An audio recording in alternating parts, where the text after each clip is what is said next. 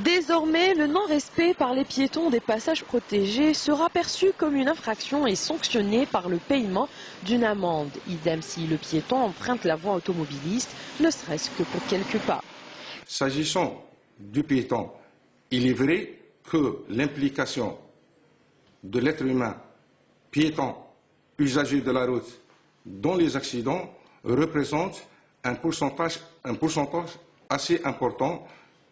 Il varie entre 13 à 15%.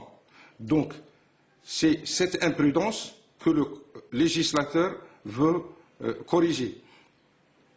Donc, le piéton, tant qu'il a un passage protégé, il doit l'emprunter.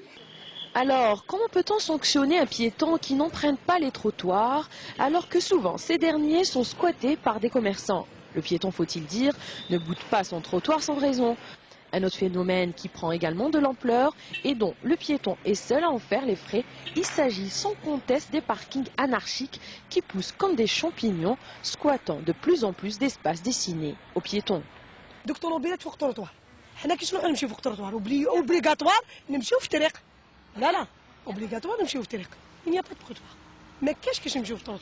Effectivement, on doit travailler dans ce sens en collaboration avec l'ensemble des collectivités locales pour que nos villes soient bien structurées, qu'il y ait des parkings, qu'il y ait des passages, qu'il y ait des aires de repos et qu'il y ait un espace pour conduire convenablement.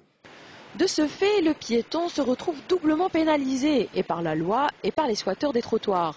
Aussi, la plupart des trottoirs dans les grandes villes algériennes sont d'éternels chantiers. Les passagers les évitent au risque d'être victimes d'un accident, alors que par ailleurs, utiliser la chaussée expose à des dangers encore plus grands. Le piéton, bien sûr, doit respecter les espaces qui lui sont dédiés, à charge pour les communes de les aménager. Il n'y a pas de passage piéton partout, ça il faut le dire.